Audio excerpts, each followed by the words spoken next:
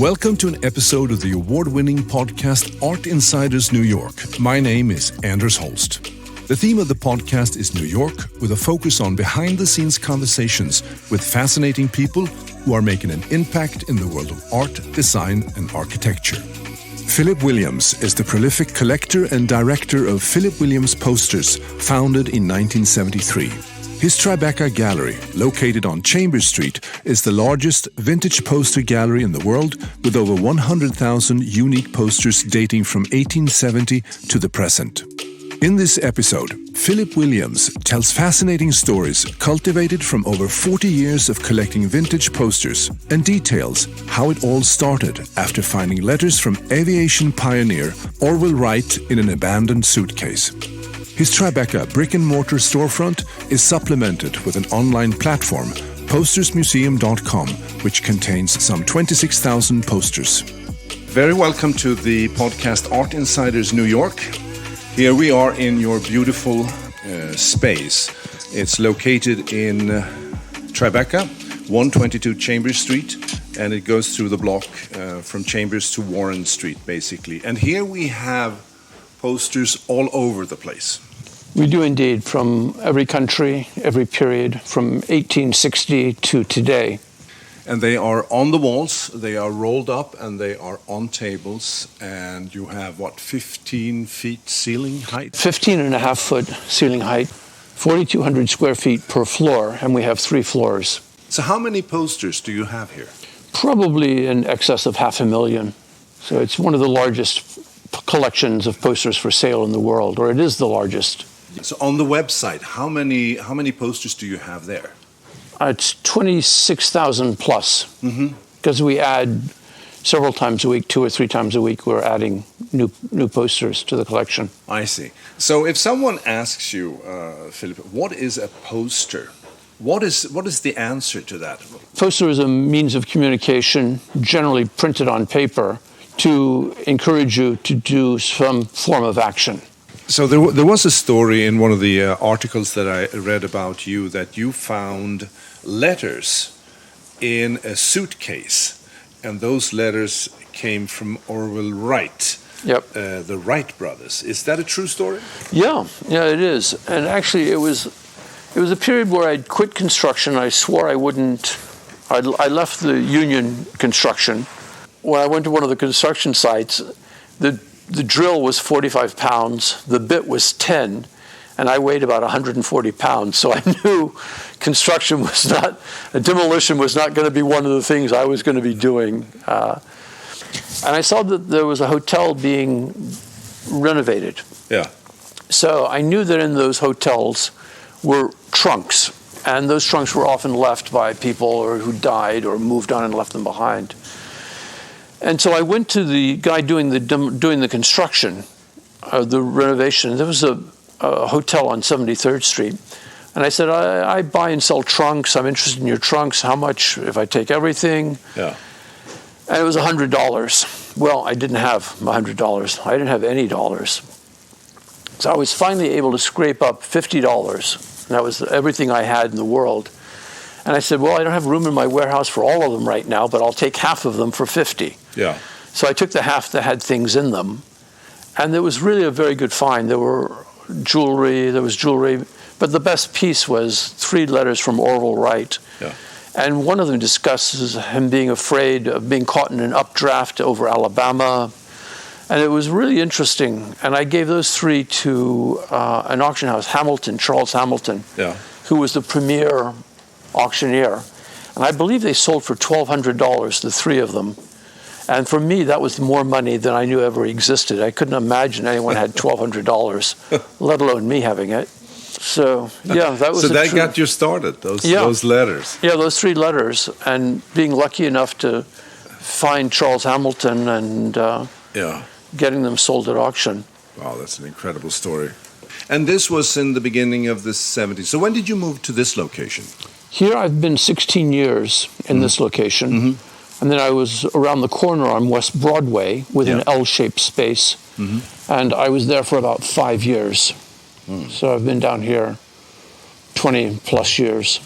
So when you started focusing on posters, what was the market like in those days? Was it like a growing market? Because if I understand this correctly, there was like one golden age of posters in the at the late 1900s, and then there was another golden age in the 60s, 70s. Yeah, I suppose the golden ages for the posters are really the 1880s to 1900. You skip a little bit. World War I produces a great number of posters, so 1914 to 1920. Then you have a pretty fallow space going until roughly 1965, and you start with the psychedelic posters again. And the psychedelic posters are part of what draws people into posters, and that begins another renaissance of poster buying and collecting. I see. And I understand also that in that second wave, so to speak, it was more about maybe protest or self-expression, and it was different compared to the first wave, right? Yeah, there was very much protests against the Vietnam War. Yeah. All of the artists, Picasso, everyone contributed work to that.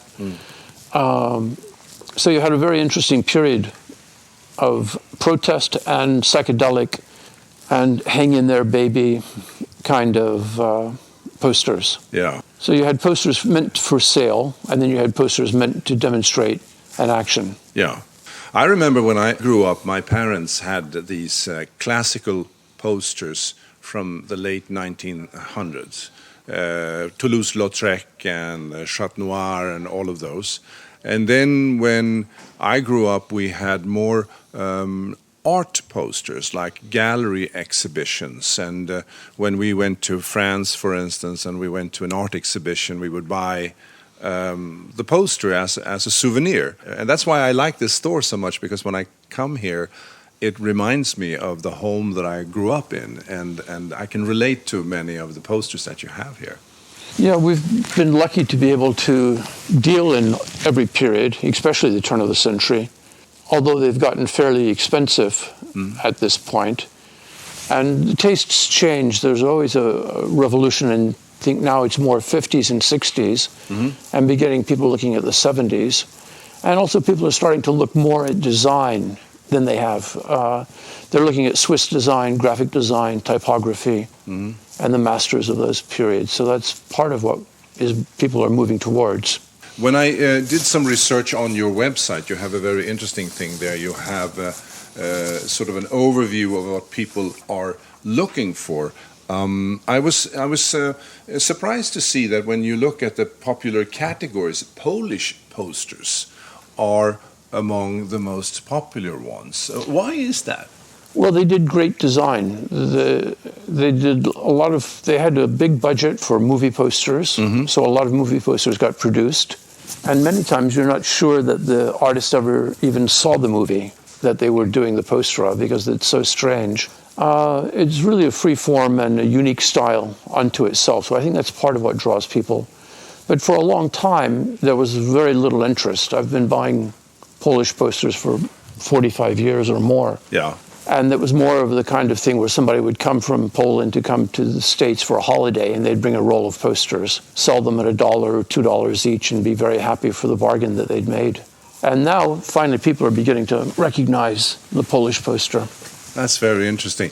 So how does that compare to, for instance, I read somewhere that Russian posters are very popular after the breakup of the Soviet Union. First of all, is that true? And if so, why is that? Yeah, it's true. And I think that you had the Soviet realist painters and artists and poster designers. And you also had, in the turn of the century, or actually in the 19-teens, you had the constructivist, you had a great wave of Russian design. There's some of the more expensive and some of the rarer posters to find. Other popular categories here, of course we have to say that movie posters is the dominant category. It's certainly the most expensive category, with Metropolis bringing in the neighborhood of $1 million, the Fritz Lang film. Yeah. And movie posters have got a very wide base of collector. People are collecting them for design and image, But they're also collecting them because they like the director or the actor, the story, the screenwriter. So there are a lot of avenues of fields of collecting within movie. And there's also a great deal of money behind it. And I think a little bit it's sort of one-upmanship. You can, with the Hollywood stars and directors, they've got 2 or 3 homes. They've got a half dozen cars. Yeah. So how are they going to beat their buddy? And that's by owning a very rare poster, of which there may be 2 or 3 that still exist in the world. Yeah. So it drives a certain clientele that has plenty of money. I see. And that can well afford. And posters are very inexpensive works of art for the most part. Most posters are a few $100s. Are they all movie posters in the top 5, would you say? I would think so. Frankenstein, The Mummy, the horror and sci-fi are some of the most expensive of the movie posters. And then you have posters by artists, Toulouse-Lautrec, Cassandra, who's the father of Art Deco design. And these artists were very important in several fields. It wasn't just posters that they were prominent in. They were graphic designers, they were set designers, they did lots of things. And posters was just part, especially for the French, they would do a lot of posters. An artist like Cappiello might do 2,000 posters in a lifetime. So he really understood what to do and could turn out a poster very quickly that was very effective and very strong and compelling. Yeah, I see you have a number of his posters on the walls here, and they are incredibly strong. The technique of printing posters go way back to, 1750 or something like that? You have posters early. I mean, your first posters were really announcements from the government or the king to get you to do something or to let you know what the prohibitions were. And those were primarily text. You have images coming in when Sinfelder develops a form of printing called lithography, and you're able to reproduce image. And then you're also able, with an artist like Jules Charettes, comes along and you're able to have multiple colors at an economical base. The printing has always been a measure, and posters have always been a measure of how well they can print, and the printing presses sort of dictate the size of the images. I see. Each country has its own dominant size. So Charettes is one of the more important people here because he was also an innovator of printing techniques, but he was also like Cappiello, he was very productive. Yeah, very productive, owned his own printing company, which at some point he ended up selling. Had a great sense of style, and his early posters are especially interesting. The 1860s, 1870s, I think 1870s are the beginning for Charettes. And he is able to captivate and stop you. Everyone is very busy on the street, but he and Cappiello both were able to intrigue you, to make you spend that extra 5 seconds or 10 seconds to get the message. Yeah. And to go further with it. I also learned that he introduced sexy women. They're called the Charettes. Right. And that was something that artists had often done, using women in design and using sort of the provocative woman. Yeah. The daring, the brave. And also women were used in a lot of different ways. For bicycle posters, women often show up. And they show up, at one time people thought that you would die from going too fast. Even to the point where for cars would have to have horsemen riding in front of them, flagging people to let them know a car was coming. Yeah. So you have some pretty crazy ideas about speed and safety. And women were used a lot in bicycle posters to show how safe it was. And how easy it was that even a woman can ride a bike. So you've got but the bike was also very important for women. It helped them break away from the factory or break away from the farmhouse and see somebody 5 miles away and be able to go home and take control of their lives. Yeah, interesting. Yeah. So it's part of women's liberation in a sense. Yeah, the bicycle and the poster both. Huh. Evening the playing field. And then we have a Czech Mucha, father of Art Nouveau. What can be said about him? A great designer, worked primarily in France, did work some in Czechoslovakia, worked in other countries, did work for artists, or did work here in the U.S. He was really the father of Art Nouveau design, and which is a very floral, decorative style of printing or of painting and design.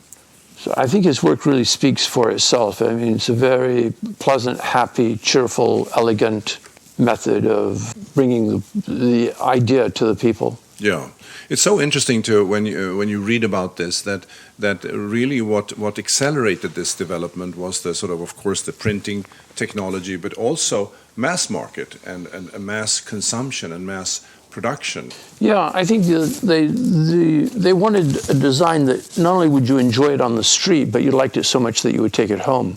Yeah. And posters in the 1880s, the late 1880s especially, had become so popular. I mean, for the first time, you could have a big work of art on your walls. You may not be able to afford a painting, but you had a big middle class in France and England and Germany, around the world at that time, who couldn't quite afford the painting, but they could afford a good poster. In Paris in the 1880s, you had over 40 dealers in posters. So it was a very popular form, so popular that people would have costume parties where you would come dressed as a character in a poster. And they were so hard to find that Charettes created a small series, roughly 12 by 15 inches, of the poster of the month. And if you subscribed, you'd receive 4 each month. And they had big subscriptions because people had run out of room for big posters. They still wanted to collect, so the Maîtres de l'Affiche, or the Masters of the Poster, was a series that was very popular. And there were prints done. You had the same sort of thing. You had magazines in England called The Poster, in France, and you had in Germany, Das Plakat. So you had a lot of serious hardcore collectors who found it fun and exciting.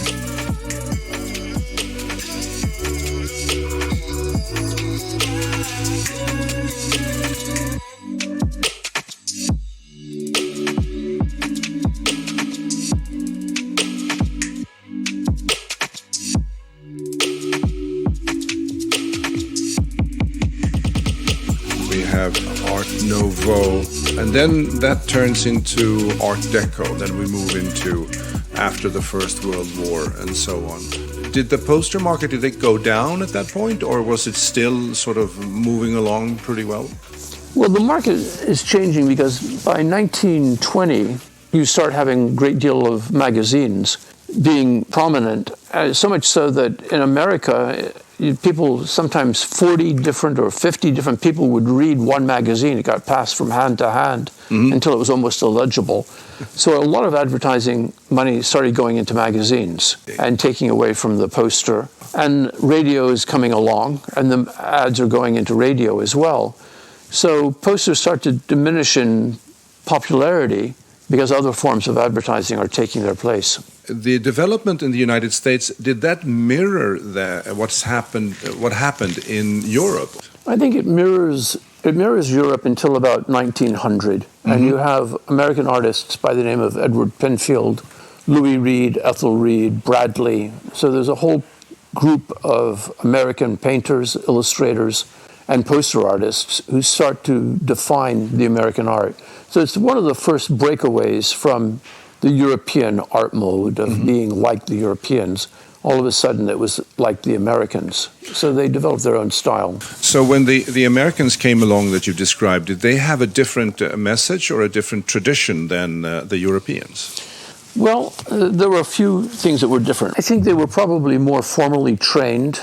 They were doing perhaps more arts and crafts, and the style was arts and crafts. That was the style of furniture, of jewelry, and Wild West opening, and lots of simple lumber furniture. Yeah, so I think that's part of what you see. A lot of the posters were smaller at this point because a lot of the posters were magazine or book posters.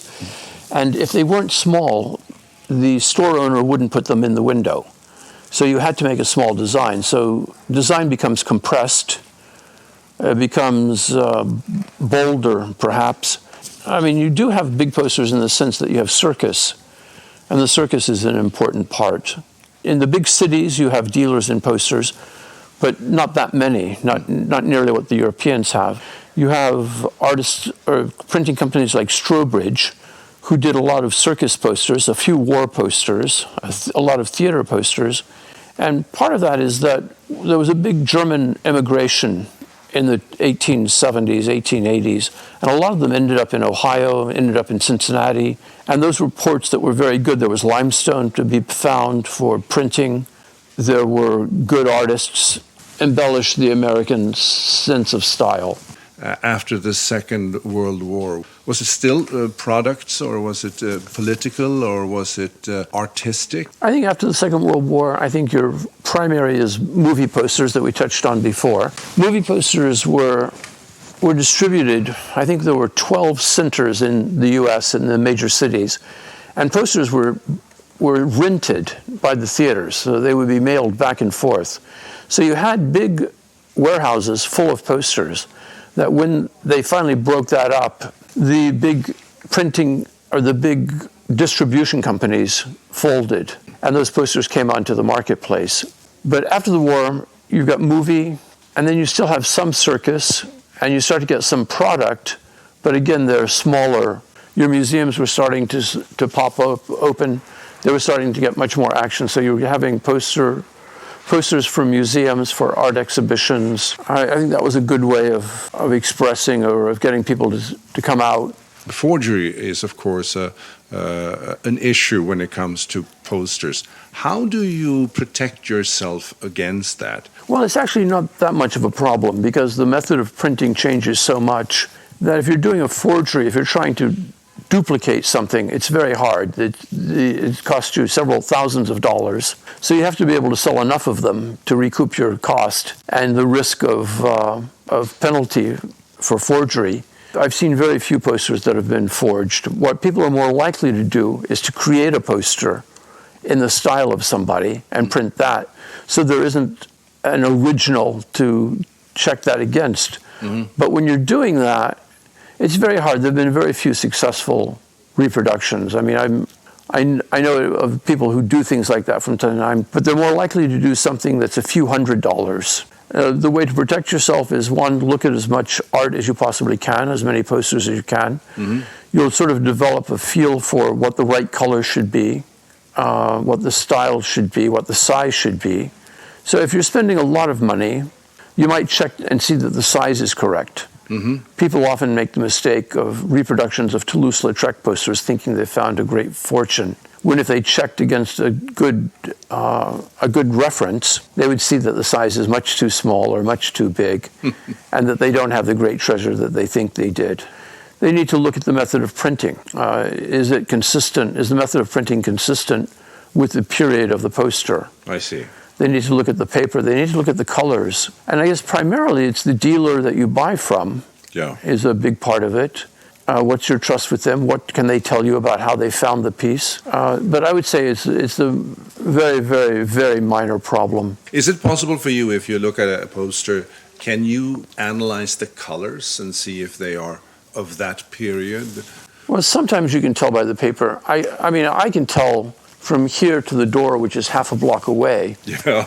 I had someone coming in with a poster that they thought, Breakfast at Tiffany's, that they swore had come from the movie set or from people involved with the movie. But I could see from here that it was wrong. But then that's many years of looking at posters.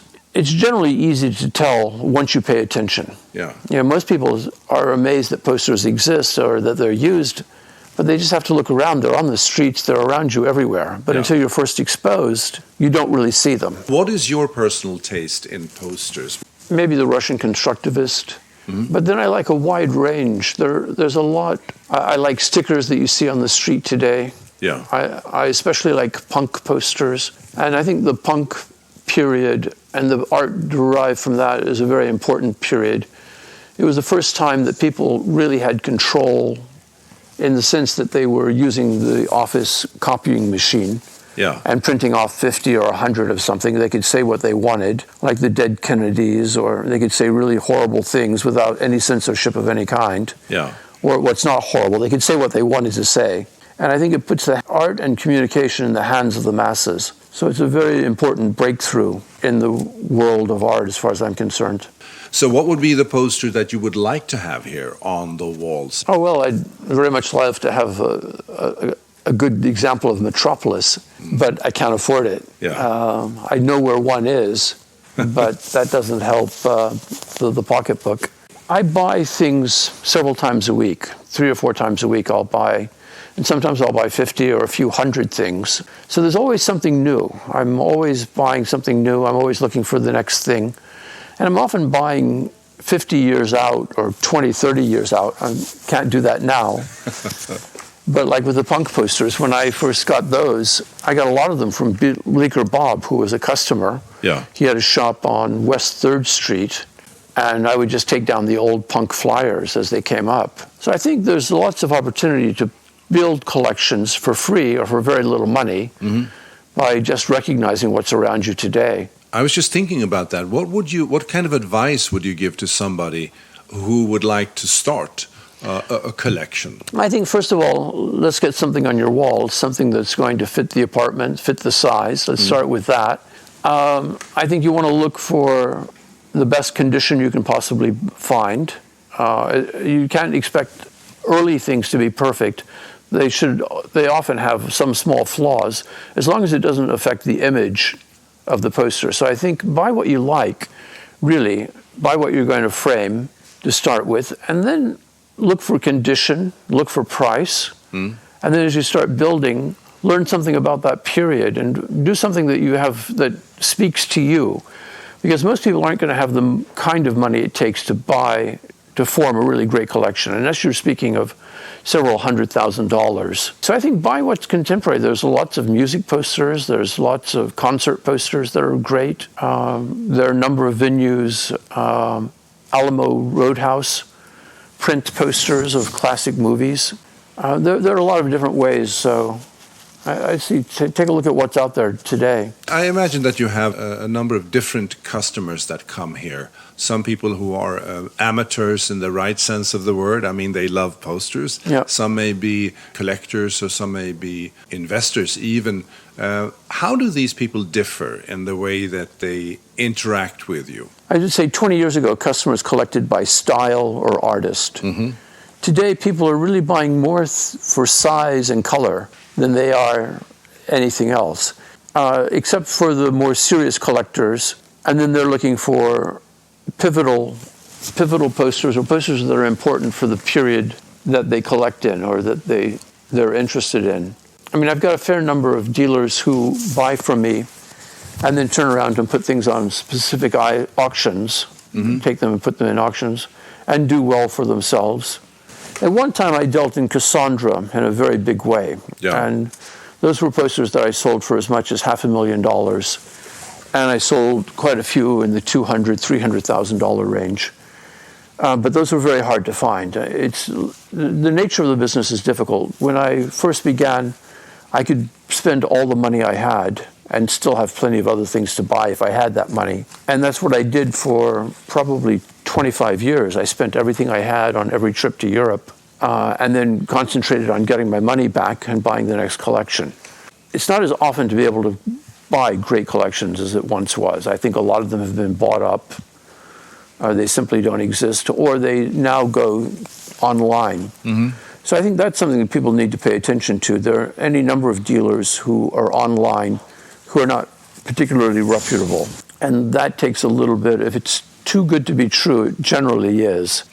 I guess it just goes back to who are you dealing with? There are a number of ways to spend money foolishly, and online is often one of those ways. So do people come to you to authenticate posters? Occasionally that happens, but most of the big houses have got their own people who are on retainer or on regular employees who do that. I occasionally get people doing that. I'll have them email me a photo, and I can normally tell. But the first thing that happens is go back to what's the correct size. Let's start with that, and then we work from there. I can really understand what you said about this category of buyer who are looking for size and color, because many of the posters you have here are incredible. I mean, they are beautiful, and they are. You can really tell that they would look great, where you have an interior design that is sort of thought through. Posters can really add to a room, and I especially noted that Bally, the Swiss shoemaker, right? Yeah. That they have a very artistic ambition in this field. I've got probably 100 different posters done for the company, and they always hired great design. The same could be said for Campari. The Italians, the Swiss, really know how to design posters. And I've often thought that it would be a good question or a good little interview to have. Why do cold, small countries produce such great design? And that's true for the Scandinavians and Northern Europeans especially. So we're sitting here in your beautiful space, and I can see the posters that you talked about, the Camparis, and also you have the travel posters. I see here Air France, Grand Bretagne, you go to Germany, go to Scandinavia, and they're all very, very cool. I mean, they are all pieces of art in their own right. Yeah, they really are, and that's something we haven't properly addressed, is the travel poster. And it came about to a large degree because the English had tremendous amounts of rail and lots of cars, and people weren't using the trains, and they weren't really paying for themselves. And so the English hit on the idea of doing a poster campaign, and they would celebrate anything, tulips opening or a sunspot, and they would say, come here for... And they did lots and lots of posters. So that was one of the great forerunners, or one of the great movers in poster design. They had specific places to hang them in the railway stations, specific sizes. So you knew that every week you would see something different, something interesting, and something fun. And the same held true for the French, where they had lots of rails. And now the French, and I think the English both, their train companies were taken over by the government. But you get great design, and it doesn't stop. Even today, you still have good design. I mean, Dali did some great posters for the French SNCF. Yeah. And they have great contemporary artists now for Air France. So if it's train, plane, or ship, they're great posters. Yeah. No, I was struck by that when I came in here the first time when we met, that especially the travel posters have a very interesting. And then you also have, of course, the traditional, the Toulouse-Lautrec, and then you have the show posters. I see Josephine Baker over there. Yeah, yeah. Of course, beer, and it is really fantastic. Parapluie Revel, what is that? Is that a poster for umbrellas? Yes, it's for Revel, for the company that was in Lyon. And it's one of Capullo's best posters. 3 figures in the rain with their umbrellas up. Yeah. And the posters came onto the market because Lyon was building a second major hub for the train station, and where that hub was where Revel had their factory. So the factory was destroyed, and this was about 25 years ago, 30 years ago. And so all of their inventory came onto the marketplace. I mean, one of the reasons that you see French posters being as predominant as they were was that there were quite a few reasons, I think. One, the French had a big middle class. They owned their homes. They owned their homes in the country. A friend of mine sold their house. The family had owned the house for 500 years. There was a house on Rue Serpente. Yeah. So you could put a roll of posters in the attic or in the basement, and 50 or 100 years later, they're still there. The factories owned their land. So when they expanded, they didn't move. They simply built out. And so I think that was one of the reasons. The French have always been big merchants, a big merchant class. Yeah. And they've got one great auction house where they have 5 or 10 auctions a day. Drouot is the name of the auction house. And you can go in there, and depending on the day, you might see a basket full of broken cups, or you might see Napoleon's hat, or a Bugatti car, or a Picasso painting. So at every price, the French have a transaction. And they didn't suffer quite as much World War I or II as far as the major centers. So the posters weren't destroyed as they were, say, in Germany or in Belgium, which had great bombing and great flight and great poverty and really hard times. So a lot of the posters were sold for scrap. And often it's remarkable that posters exist. So there was one poster in particular by Cassandra Bonal, which was a poster that Bonal was expanding their production, and they needed the storage space that they had. So they got rid of all their posters. So they hired somebody to carry the posters away. The guy who took the posters sold them to a guy who sold scrap paper. The guy who sold scrap paper had a friend who was in the confetti business, and these posters were quite bright. Yeah. So he sold them to the confetti guy. By chance, the confetti guy knew a friend of mine in Paris, and he sold him those posters. So at every chance, those posters should have been destroyed. But by some miracle, they passed all these tests and go on to survive. That's incredible. And then I was able to buy a few hundred of them at the time. So, but most of the time, the posters are destroyed at some point. That's an incredible story. Yeah. It's a fun story, and it was profitable for me and lucky for me to be able to deal with that. It was Jean-Louis Fivel is the dealer that I bought from, and actually it was their house on Rue Serpente. That was they were dealers, and your first dealers are probably the French and the German are amongst the first big producers of posters.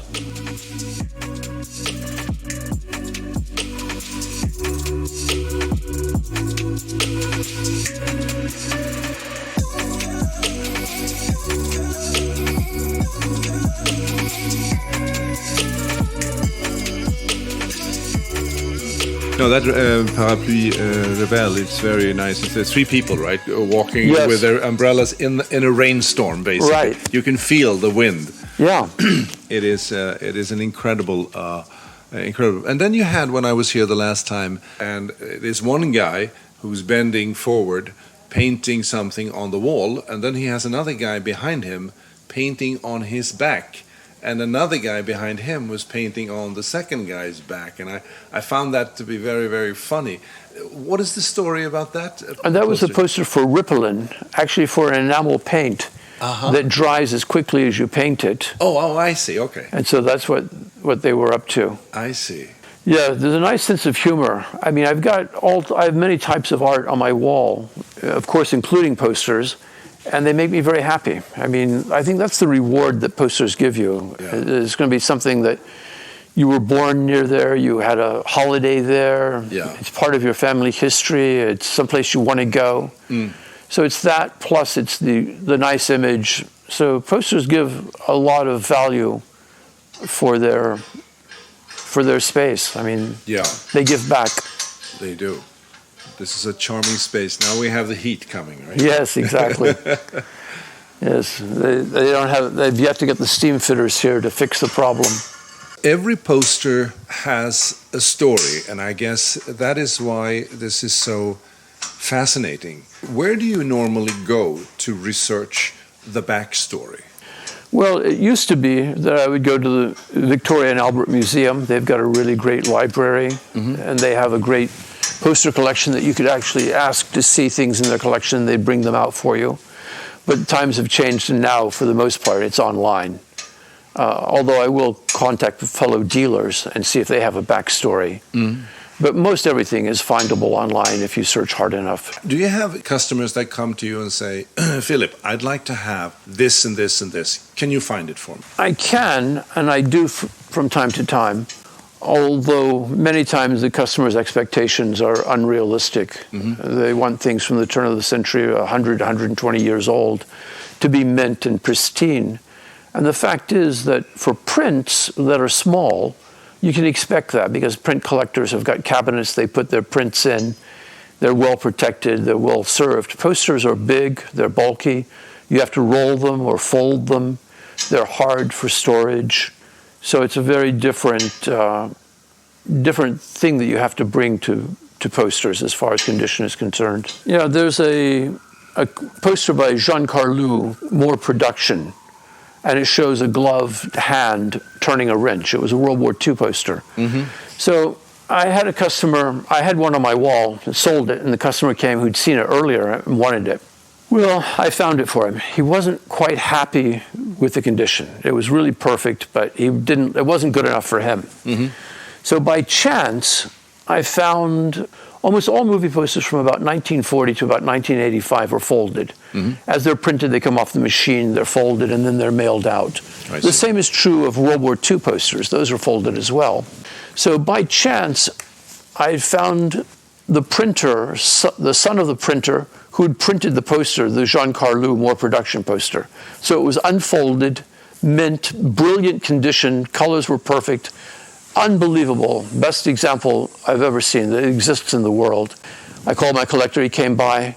Oh, it doesn't have fold lines. So sometimes I've got to be sure that they're really serious and that they've got correct expectations. I thought that was an advantage of not having fold well, lines. it was. I mean, it's a great anomaly. Yeah. I'd love to have that poster back. I mean, it's one of my favorite posters. Yeah. Because the printing was so brilliant. I mean, you can see on the glove and sort of like little strands of the leather and the hair of the leather. I mean, it was just beautiful. Yeah. Beyond belief. Yeah. So some customers can be a pill, and some really serious ones can be difficult, so much so that I'll sometimes ban them for years. I just won't sell to them. Oh, is that right? Yeah, life's too short to deal with people who are unpleasant. Yeah. Well, that's and true. if it's something really good, there's lots of buyers for it. So why not let someone nice have it rather than someone unpleasant? Yeah. So have you noticed when you look back on your career that you started at one end and now you are at a different end, or is it all depending on circumstances? Yeah, I can definitely see a change. Things that, I mean, there were paintings at the Museum of Modern Art that I loved, and that today I'm just embarrassed to think that I ever liked them. So that's true with all types of art.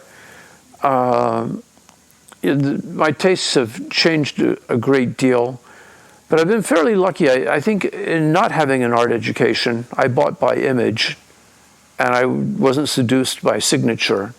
And so I bought really good things, and I was able to stay ahead. And also not having any money to begin with, I was one of the first dealers to go to Spain to buy posters. I was one of the first dealers to go to the Netherlands to buy posters. Because everyone, when I started in France, there weren't many people. Then all of a sudden, everyone was in France. So they were all in Paris. So I'd go to Lille or Avignon, Montpellier. I'd go to all the smaller cities. And then the other dealers started following. So then I started going to the Netherlands, and especially the Netherlands, because the style of poster is very different. And it's not a wide taste, at least not yet. It will be. It's still a great design. So I've gone where opportunity has spoken to me. Mm-hmm. So I suppose that's what I've done. And the taste has changed, and I'm open, although I've had a fairly good, I mean, I see sometimes I see a couple of thousand things a week, and I've done that for 50 years now. So I've seen tens of millions of images. So I can develop I've got a pretty well-developed idea of what constitutes good design, even sometimes not knowing really why or what. You are operating with your own, let's say, intuition rather than looking at, okay, so where is the market now? You mentioned in the beginning here that the 60s and 70s are coming back. So, of course, you focus on that a little bit, but you still have sort of the main orientation is it good art? Is it good poster? Yeah. I go after good design, and I don't really care what the social message is necessarily. It can be a very poor one. Mm-hmm. If the design is good, I'm interested in that design and why that design speaks to us, why that design is important. Talking about the museums now, so let's say, for instance, MoMA or other types of museums, do they have a department for posters? They do. I mean, some of the best collections are the Museum of Modern Art, the Metropolitan Museum. They both have very good holdings, and they have posters that they've had for 50, 60, 70 years. I mean, they've been doing it for a very long time, especially the Met. You know, if you look at the code, if you look at the name of the poster and the artist, there's often a code that tells you when the poster was collected and how many pieces came from that collection. Mm-hmm. So that's often sort of a fun thing to look at, especially when you see things that are in brilliant condition. The Museum of the City of New York did a World War I show a couple of years ago that were absolutely brilliant, immaculate condition, unbelievable, never seen before in such good condition. And the reason that they'd had them in a box since 1920. So I sometimes have misgivings about things going to museums and staying there 100 years. Yeah. But at the same time, it gives you something that's perfect or nearly as perfect as it was when it was first printed. So it's a mixed thing. And then there's a new museum, it opened a little over a year ago, called Poster House, and they're on 23rd Street. And they show and collect posters, and I think pretty much only posters. So that's a good thing, because the poster museums around the world, in Germany, in the Netherlands, in Japan. I hear there's a museum coming in China. I think they're joining with the Victoria and Albert. Korea, I think Seoul is supposed to be getting a poster museum. Mm-hmm. But I'm not sure on the Chinese or the Korean information. Haven't been able to track that down yet, but that's what I've heard. So institutions are beginning. For a long time, the poster was looked down on. It was a stepchild, the poor stepchild, that was abused. Now they're beginning to command their own place in art history, which I think has been long overdue. Yeah. It's interesting when you were talking about the American posters and so on. I mean, the Shepard Fairey's poster of Obama is just an example of how powerful a political poster can be. I mean, to relay a message. Posters like the James Montgomery flag poster, "I Want You," was a poster that was printed over 1 million times. I mean, that was 1917.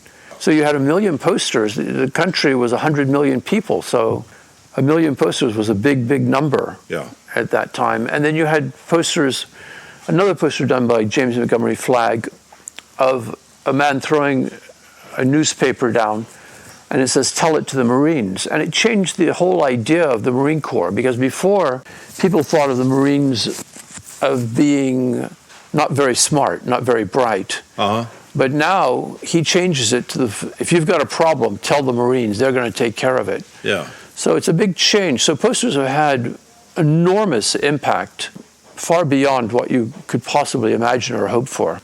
Also a World War I poster of the Lusitania, after the ship was sunk by the Germans. You have a mother and child drowning in the water.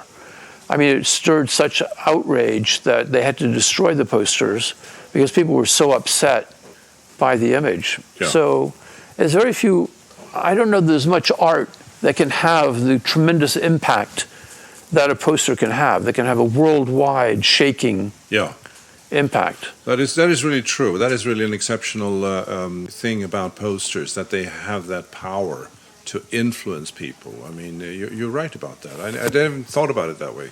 Yeah. You're right. What other sort of posters have had an incredible... I mean, this Uncle Sam, I Want You, that's the one you referred to, right? Yes. What other posters have had that influence on people? Well, in the beginning of World War I, the posters both in Germany and England and France were more sort of heroic. Come on, boys, let's finish this. Let's end this war. And the Americans printed a poster of an American soldier bayoneting a German. And the Germans were so outraged that it showed the violence. They couldn't believe that the Americans could stoop so low as to do propaganda like this, and it created a huge uproar. I think most of the posters that I can think of are generally protest posters. There's a poster done that was sponsored by the Museum of Modern Art, but they backed away from it a little bit. That shows the My Lai massacre with the text "and babies," which was part of an interview, and the answer was "and babies." Did they kill women and children? Oh, yeah. And the response was yes, and babies. I have to double check that quote, but it's more or less correct. So that poster had enormous impact, and it was part of a competition that the Museum of Modern Art had put together, and they were going to print it, but then they backed down, and there's 2 different texts on that poster. I think most of the posters that have had that kind of impact have primarily been in the protest field.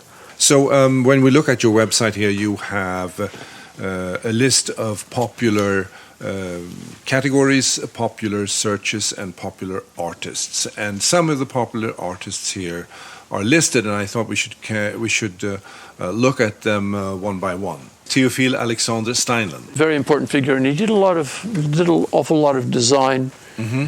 And he was a socialist, or he would do lots of work for the workers. And he had a couple of daughters, and they had cats. So Le Chat Noir is a poster by Steinlen that you mentioned earlier. Oh, yeah. And so the cats and little young girls play a prominent part in his design simply because they surrounded him. Yeah. Bernard Villemot. Yeah, Villemot. And Henri. That's the one that you like, the Bali poster.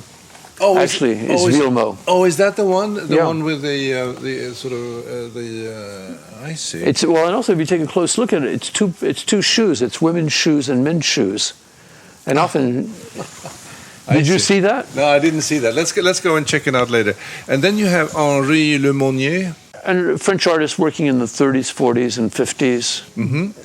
Did a lot of product design, and especially for drinks. And Charette, of course, we talked about him. Do you have any Charette here? Oh yeah, there are quite a few. Oh, quite a few. Yeah, Oh. I bought part of the archive of Scheck's, which was his printing company. So I have a lot of Charette prints, primarily small.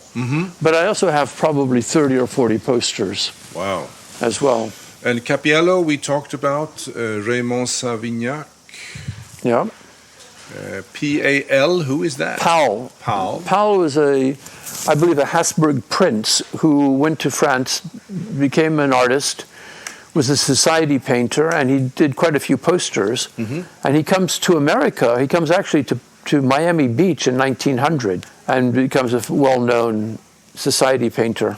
Paul Collin. He's a designer in the 1930s. He did work for Josephine Baker. That's probably his best-known posters. There's also Peter G. Now, that's an artist from the 60s. And we have quite a lot of work by him, G.E.E., an English artist who came here and worked with Warhol and the Op and Pop group. You mentioned him the last time I was here, I believe. Right. Razzia.